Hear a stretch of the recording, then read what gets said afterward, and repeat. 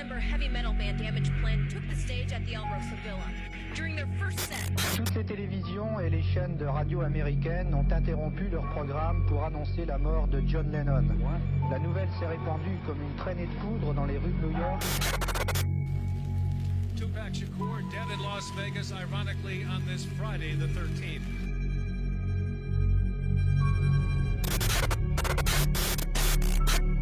All right.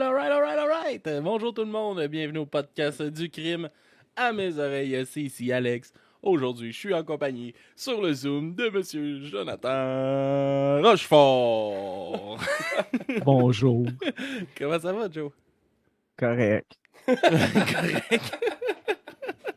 Et on a aussi le stagiaire. Yes. Comment ça va, le stagiaire? Ça va super bien. Ça va bien? Ah oui. Toi, comment ça va? Ça va bien. Yes. Hey, Joe, tu m'as dit que cette semaine, t'as découvert des jumelles qui font de la lutte. Ouais. Puis là, tu sais pas si tu veux montrer ça à tes jumelles, à toi qui tripent sur la lutte. Ouais, c'est le dilemme de papa. Tu sais, des fois, les madames qui font de la lutte, ils sont bonnes, ils ont du talent, j'ai rien à dire contre ça. Mais des fois, ils sont là pour plaire aux monsieur qui aiment la lutte. Mais peut-être pas tant que ça, la lutte. Peut-être plus les madames en général qui font de la lutte. Fait que tu sais, montrer ça à mes filles, j'hésite un peu. Je dis pas non. C'est juste j'ai besoin de temps de réflexion.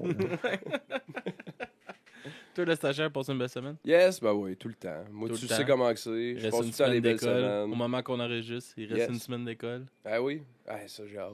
Hein? Après ça, on part en vacances. Vacances, Le bateau. le bateau. On va le tester, c'est cool. Yes. T'es rendu où, là, ton bateau? Je suis rendu, man. Je suis bloqué, là. Je suis encore en train de faire ma fibre, là. J'ai l'impression que ça fait 8 mois que je fais de la fibre, là. Fait que... Mais ouais, on finit le cockpit, du gel coat, puis là, j'ai juste Duct hâte que tape. l'école finisse, là. Ah, Comment t'as dit Duct ça, tape, Joe? ça répare. Du duct tape, ça répare tout. Là. Du duct tape, ça répare beaucoup de choses, mais une infiltration d'eau, c'est mollo. C'est à cause que t'as pas du vrai duct tape pour ça. Ah oui, confiance dans ton bateau. Tu pars avec ta coque toute tapée au duct tape. Ah oui, pourquoi Pas pas? de stress. Yes. Toi, ta semaine, Alex, on te demande jamais ta semaine. Je me suis rendu compte de ça tantôt. Ouais, où je vous l'ai fait rendre compte. Ben, t'avais-tu le goût de nous parler de ta semaine? Ben Ou oui, on s'en hey, fout aussi. Moi, je là. me suis... ouais, c'est ça. Je me suis fait tatouer cette semaine. Ben ouais, Ben oui, ça faisait comme 2 ans, là, quasiment. J'avais pas été me faire tatouer. Et c'est en lien avec du crime. Ouais. Tu sais, film d'horreur, crime. Je me suis fait tatouer un petit Chucky. Oh! Ouh, ça c'est Oh. mignon. Ben oui, un petit Chucky trad sur le tibia. Nice! Ah. Fait que, ouais, c'était ça. Dernière semaine d'autobus, j'ai hâte. Ouais. Après ça, les vacances s'en vont en Gaspésie. Ça va être le fun. Yes. Puis si quelqu'un veut garder tes chiens, hein, on le propose aux gens hein, qui nous écoutent. Il y a des chiens à garder. Patreon, si vous voulez garder mes chiens, j'ai 2 chiens à faire garder. Sinon, je les amène, mais de préférence, on les ferait garder. Fait que c'est ça. Puis sinon, cette semaine, c'est moi qui vous présente un crime. Je vous présente l'histoire d'un nom d'un band. Mhm.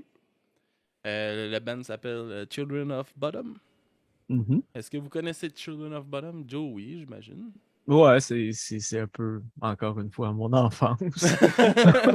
Encore une fois, Non, excuse, mon adolescence. L'adolescence serait plus précis, enfance, c'est un peu intense. Là.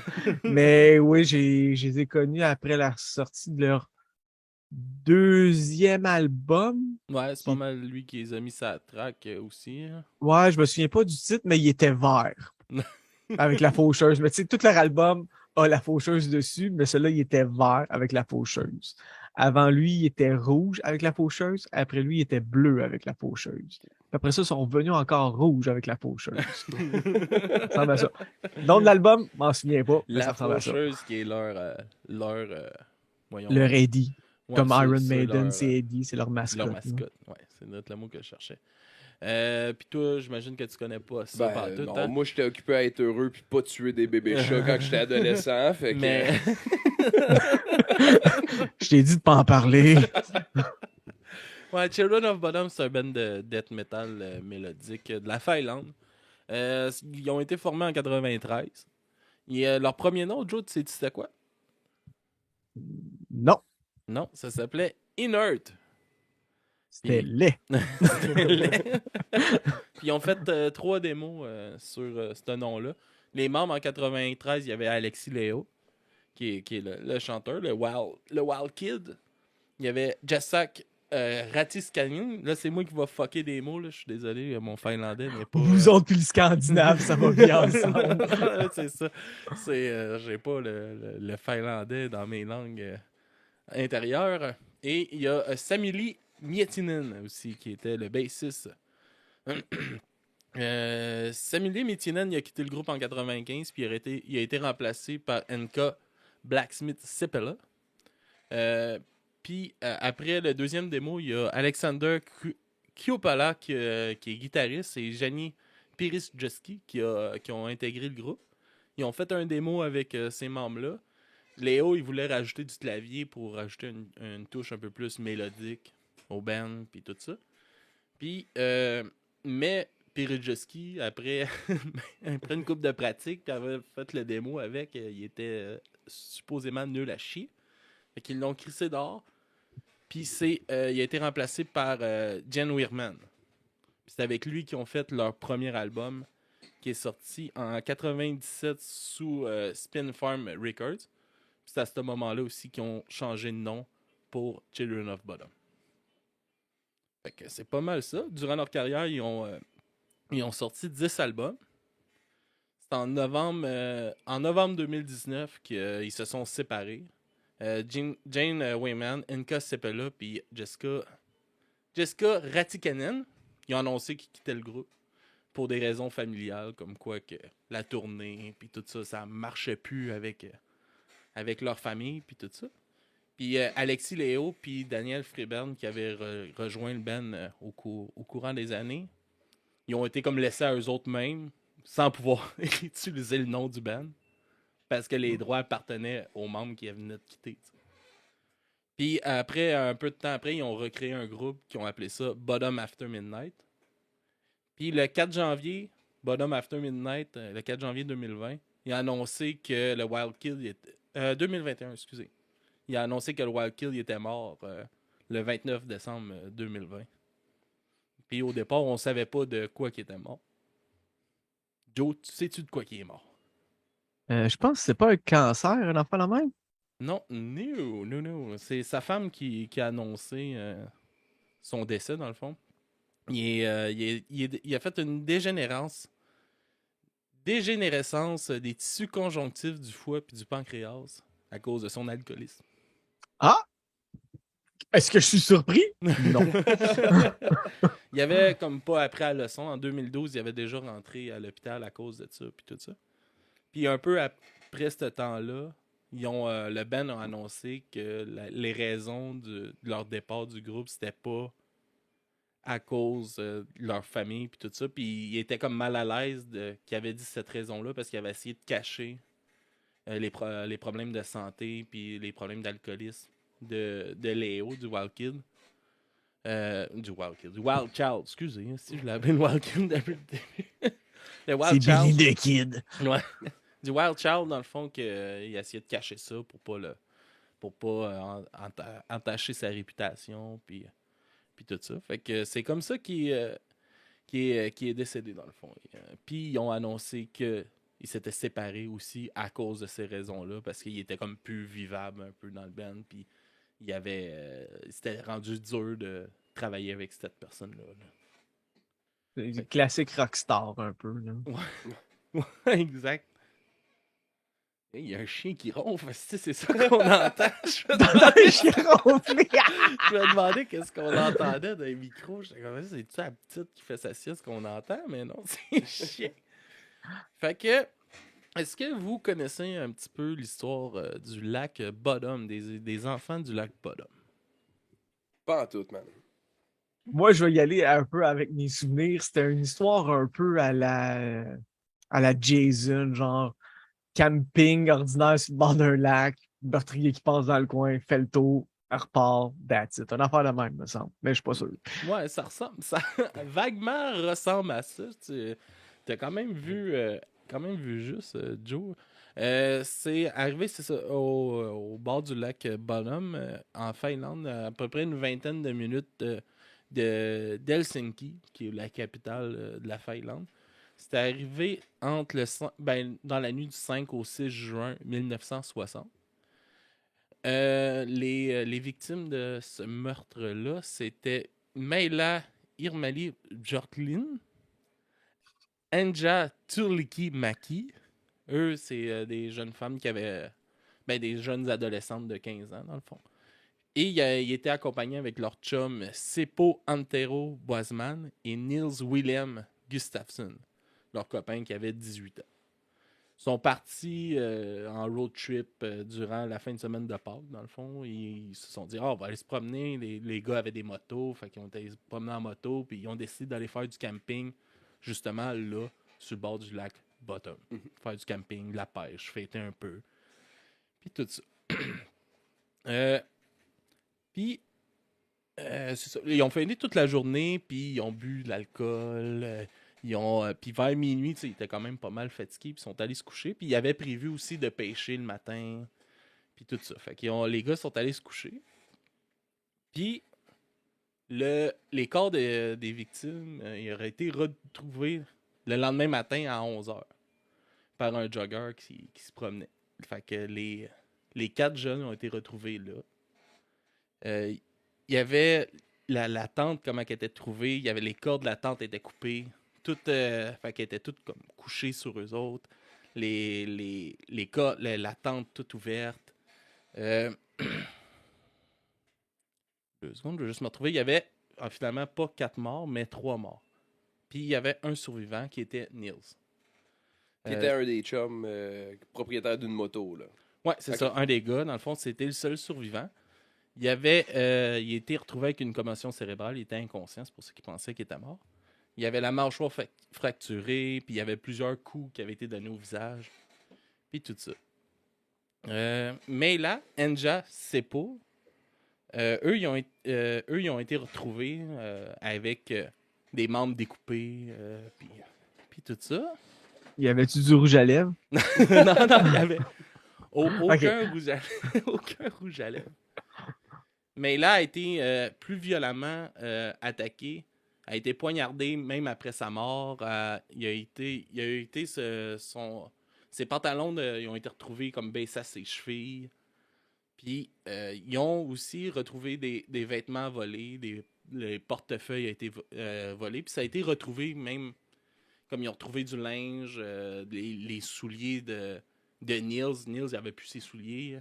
Ils ont été retrouvés comme à 500-600 mètres de la scène de crime. Puis, une particularité, ce qui a fait un peu en sorte que Neil il a été un peu comme le premier suspect. C'était le seul survivant, même s'il était pas mal tapoché. Mais quand ils ont découvert les souliers, ils ont découvert que le tueur portait ses souliers. Avec, comme il y avait des traces de sang, puis tout ça, mais il n'y avait rien à l'intérieur. Comme si les souliers avaient été portés, puis que c'était juste des éclaboussures qu'ils avaient reçues dessus. Fait que ça a comme mis un peu les cloches aux autorités. Fait que Neil, c'est ça, comme je dis, il a été le premier suspect du crime. Puis, mais quand il s'est réveillé à l'hôpital, ils ont dit que c'était comme un peu impossible. Lui, la première chose qu'il a demandé en se réveillant à l'hôpital, c'est « Voyons, comment j'ai fait pour me ramasser dans un accident d'auto? » Ah oui, mêlé. Mêlé, C'est un bon coup sur la tête, ça. Un pas pire coup. Puis, le survivant, Nils, il a fait de l'hypnose pour essayer de se rappeler, de voir des souvenirs, puis tout ça. Puis, ils ont réussi à décrire... il a réussi à décrire assez bien ce qu'il avait vu pour que les autorités soient capables de faire un portrait robot du présumé assassin. Fait que ça l'a comme un peu enlevé les doutes aussi sur lui. Puis, il a aussi dit qu'il avait vu dans le bois des yeux rouges s'approcher de la tente de bonne heure le matin. puis rôder comme alentour, puis tout ça. Puis c'est ça qui a un peu parti une rumeur que ça aurait été peut-être la mort elle-même qui est venue les tuer avec sa faux, dans le fond. OK. Du pourquoi peut-être que la C'est- mort serait La tête d'affiche. la mascotte de Children of Bodom, dans le fond. Mhm. Fait que pour résumer, c'est un peu ça. Les meurtres auraient été faits entre 4 et 6 heures du matin. Puis ils n'ont jamais retrouvé non plus le gros l'arme du crime. Ils l'ont jamais retrouvé. Ils ont la seule chose qu'ils pensent, c'est soit c'était une hache, une hachette ou un gros couteau qui aurait été utilisé pour faire ça. Fait que, si vous voulez, on peut se lancer dans les petites théories Ah oui. Ah, Des- des théories, j'aime ça. de qui aurait fait ça. Fait que là, on comprend qu'on saura pas ce qui s'est passé. Là. Tu nous balances des théories, c'est ça? De quoi on comprend? On ne saura pas Ben, ce qui s'est passé. Ah, on sait qu'est-ce qui s'est passé, mais on sait pas Oh. qui l'a fait. On sait pas qui l'a fait. On joue à clou plutôt. Fait que là, faut qu'on devine la bonne théorie. Ben, je vais vous dire qu'est-ce qui est, parce que c'est un meurtre qui a jamais été résolu. Jamais. Oh, OK. Ouais, il a jamais été résolu. Fait que les premières théories de ce qui aurait pu se passer. Ouais, j'avais peut-être oublié de dire que ça avait jamais été résolu. Là. Ben non, je pense qu'on était rendu là. Ok. Oh, on s'est rendu une étape à la fois, là. Mais c'est ça, le meurtre n'a jamais été résolu. Fait qu'il y a eu comme. Il y a pas mal de théories. Fait que j'ai comme pris quelques-unes qui avaient, je trouvais, un peu plus de bon sens. Puis tout ça. Fait qu'en gros, t'as tassé les meilleurs. Hein? Non.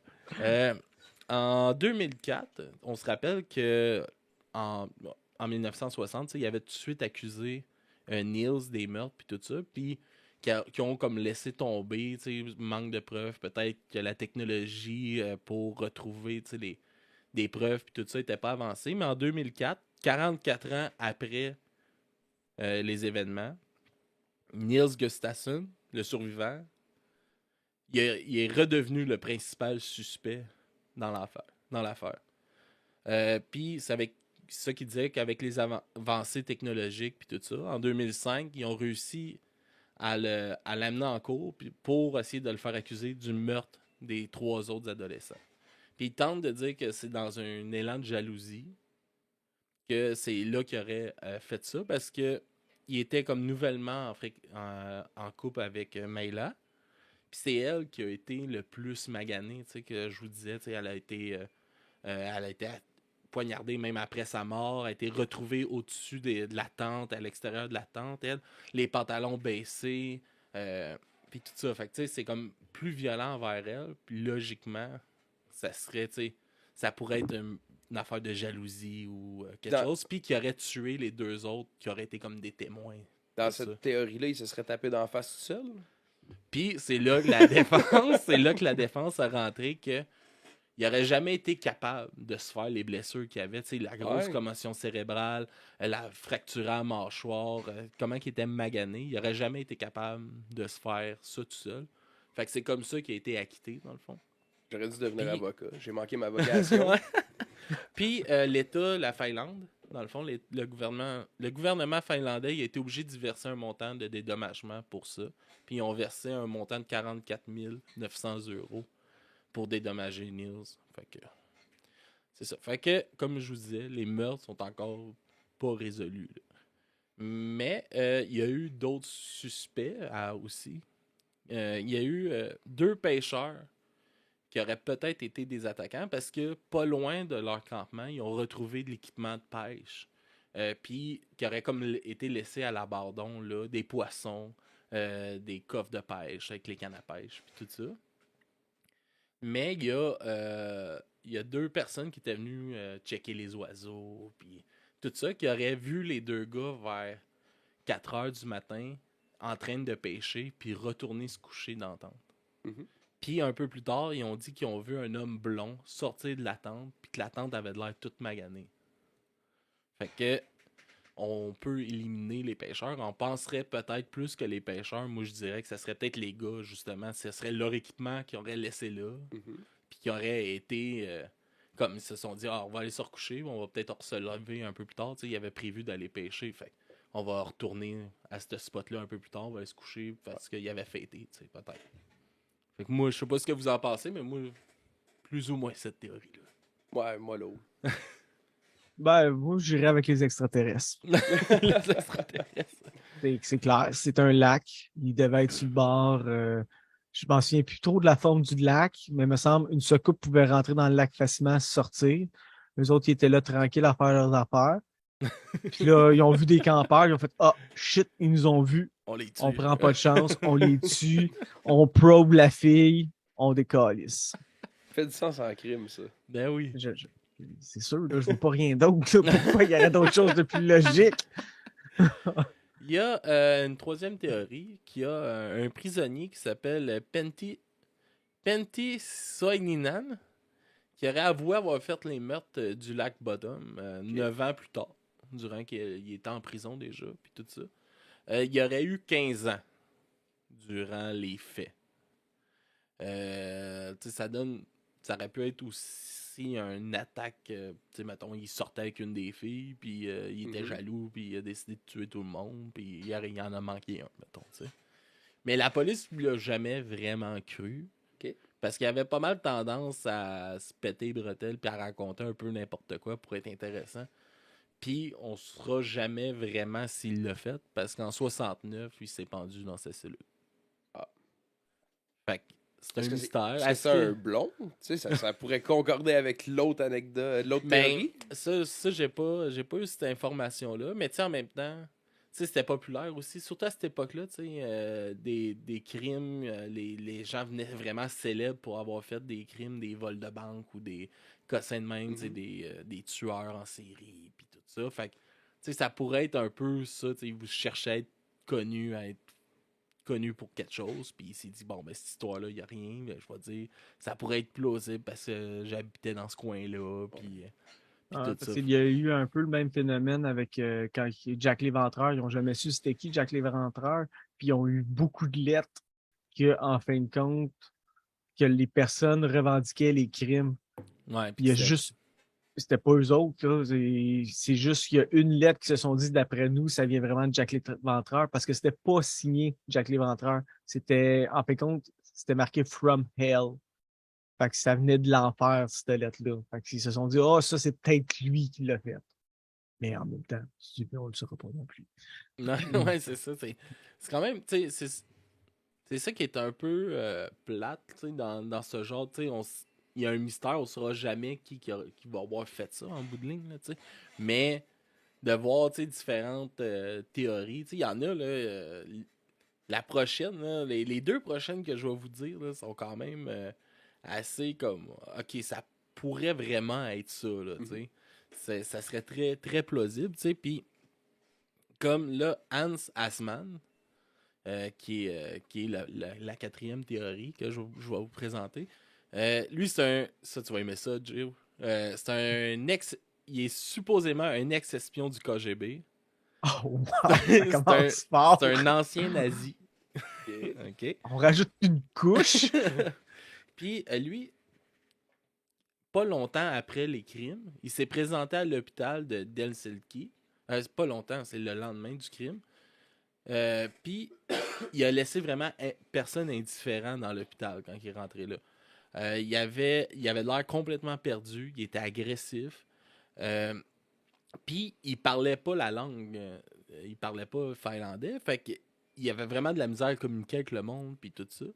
Puis, il y avait des vêtements qui étaient comme recouverts de plein de petits spots rouges qui pouvaient ressembler à du sang. Puis, il avait l'air d'avoir beaucoup de terre en dessous des mains. Tu sais, comme en dessous des ongles, puis tout ça. Il était blond. Puis, il était blond comme, justement, les observateurs d'oiseaux avaient vu l'homme sortir. Puis, il vivait vraiment pas loin, comme à 5 km du lieu du crime. Mm-hmm. Puis, il y a des voisins qui ont dit que pas longtemps après qu'il ait sorti le portrait robot, parce que, mettons, la police sont allés le voir un peu avant qu'il sorte le portrait robot qui avait comme été fait après la séance d'hypnose de Niels. Puis, il l'avait interrogé, mais ça avait comme pas donné grand-chose, mais quand ils ont sorti le portrait robot, que, mettons, lui, il l'aurait vu. Étrangement, il a rasé ses longs cheveux blonds. Puis, ils l'ont vu aussi...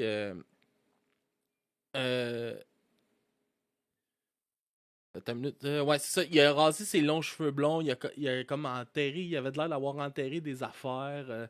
Rebouché son puits. Ok. Tu sais, comme il a fait des affaires weird.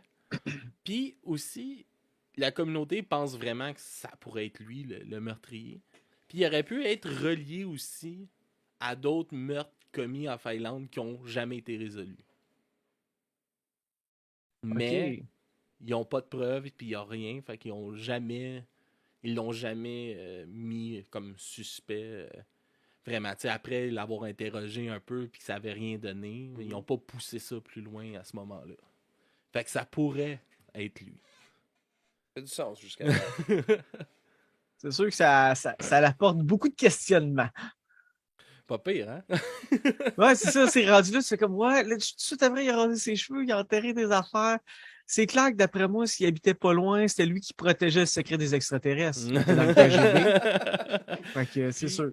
aussi, tu sais, sur cet homme-là, tu sais, il y a bien du monde là, qui ont vraiment poussé des recherches, puis tu sais, il y a des livres qui ont été écrits sur lui, comme quoi que ça serait lui le meurtrier de cette affaire-là. Puis, tu sais, ça rajoute beaucoup là, de OK, Chris, ça pourrait être ça pour vrai. Là, ça pourrait être lui. Là. Fait que, on le sait pas, mais c'est peut-être Hans Assmann. À date, j'achète. À date, À date, ouais, c'est plus possible. Là. j'ai une dernière théorie à vous présenter, les gars, qui est Karl Vandamar Gillstrom. C'est un homme qui travaillait dans un petit kiosque, dans un petit village vraiment près du lac, qui est comme pas mal le village voisin de où ce qu'eux autres ils campaient. Ok. Puis, il avait une méchante de belle réputation, ce gars-là. Il avait la réputation d'avoir un caractère vraiment explosif. Il était connu pour détester les campeurs, puis les adolescents. Quel profil! Je déteste les campeurs et les adolescents. C'est qui déteste quelqu'un à ce point-là, genre? Il a déjà été vu en train de lancer des roches à des jeunes exactement à cette place-là, près du lac. Ok. Il faisait très peur et terrorisait pas mal tout le monde du village. Lui, il avait comme un kiosque où il vendait de la publicité ou des journaux, des cossins de même. Là. Fait que, il faisait ses petites affaires de même, mais il faisait peur à tout le monde. T'sais. Puis, c'est ça. Il a jamais été interrogé par la police. Pas vraiment. Ils sont venus le voir, mais il avait un bon alibi, puis il était couché avec sa femme, puis il dormait à ce moment-là, puis elle a confirmé, c'est dire. Fait que son alibi était là, fait que les policiers n'ont pas poussé plus les recherches. Puis ici, en 1969, lui aussi, comme notre prisonnier, il s'est suicidé en se noyant dans le lac Bottom. Oh! OK? OK. Mais sa femme a dit, après sa mort à lui, elle a dit aux policiers, elle a rencontré les policiers, puis elle a dit que c'était pas vrai, son alibi. Ok. Puis que lui, il l'avait menacé de la tuer si jamais elle avouait qu'il était pas là. Mhm. Puis que c'était lui, elle disait que c'était lui qui avait fait ces crimes-là. Fait qu'on aurait peut-être un coupable. Un gars Ok. qui aime les campeurs puis les adolescents. Elle Il y a le profil. a là. lancé des roches. C'est fait en fin de semaine. Ah, les ados qui arrivent proche du lac. J'ai préparé ma pile de roches. Je les attends. Ouais, c'est ça. Fait que on connaît pas les motifs de qu'est-ce qui aurait pu le pousser à faire ça non plus, mais est-ce que c'est lui, là, selon sa femme, qui après sa mort, terrorisé, est allé dire aux policiers, c'est lui, il voulait me tuer si je vous en parlais, ça met un peu. Mais là, est-ce que la femme voudrait avoir encore là, tu sais, jouer sur ça, que là, tout le monde pensait que lui était fou, puis là, Genre un peu de fame dans ma petite vie. Ouais, c'est ça. Ou genre avoir de la pitié du village, comme quoi qu'elle vivait avec ce gars-là, mais dans le fond, elle vivait dans la terreur, puis tout ça. T'sais, on le saura jamais non plus, ça. Parce que le gars aussi est mort. Malheureusement, malheureusement, il s'est suicidé. T'sais. Fait que ce serait ça, les gars, pour l'histoire du lac Bodom. C'est ça que j'aurais à vous conter. J'ai quelques fun facts pour finir, par exemple, sur Children of Bodom, si vous en voulez. Ah oui. Ben, garde-toi. Ouais, ok. Ils ont fait leur premier clip du groupe qui s'appelle Dead Night Warriors, qui a été réalisé par Mika Lindberg, avec un petit budget. Est-ce que vous savez combien que ça avait coûté, ce clip-là? $20. $20. Peut-être un peu plus de budget que ça, là, mais... L'inflation. Ouais, mais tu sais, comme quoi que ça, leur premier album était sorti indépendamment, puis tout ça. Fait qu'ils ont fait ça, leur premier clip avec 1 000 €, si vous voulez voir qu'est-ce qu'un band peut faire de death metal avec 1 000 €. Je veux pas relancer le black metal, mais pour moi, ils font des vidéoclips. Un peu noir et blanc, une forêt, puis ils sont heureux. Comme tu avais dit tantôt, Joe, toi, tu les as connus sur leur deuxième album. Puis c'est Hate Breeder, dans le fond, le deuxième album, qui c'est ça. qui Oui, les a fait exactement. vraiment découvrir au monde entier. En 2003, au Finnish Metal Music Awards, il gagne meilleure formation finlandaise de l'année. Oh, quand même. En 2003, première tournée mondiale pour le groupe. Puis en plein milieu de tournée, Coppola quitte le groupe de façon inattendue. C'est Léo, il dit qu'en entrevue qu'il croit qu'il a quitté le Ben à cause de sa nouvelle blonde. Elle aimait pas ça, fait que lui, c'est de sa faute à elle, tabarnak. C'était comment? Yuko Ono, là? Avec John Lennon. C'est à ce moment-là que Rob Latvala, qui était membre fondateur des Stones, qui l'a remplacé pour le restant de la tournée. Fait que tu fais un petit what the fuck, là, tu fais ta première tournée mondiale, puis en plein milieu, ton guitariste calisse le camp, là. Ça pète le mood un peu. Ouais, en 2005, ils ont fait une démo qui est seulement sortie en Finlande. Puis le groupe faisait une reprise d'une chanson pop très populaire à cette année-là. Est-ce que vous voulez prendre un guess? C'est Britney Spears. Oops, I did it again. Yes! Yes! Le 31 janvier, là, j'ai oublié de prendre l'année exacte, mais je pense que c'est 2006. Léo, il se blesse. Ah non, c'est 2007. Le 31 janvier, Léo se blesse en glissant accidentellement dans une allée de bowling et se fracture une épaule. Oh. Léo est plus capable de jouer de guitare durant 6 semaines, puis il est obligé d'annuler toute sa tournée de 2007. En jouant au bowling. Ça, c'était métal en salle. Du bowling. Yes. Pas de coup de poignard, une petite chute.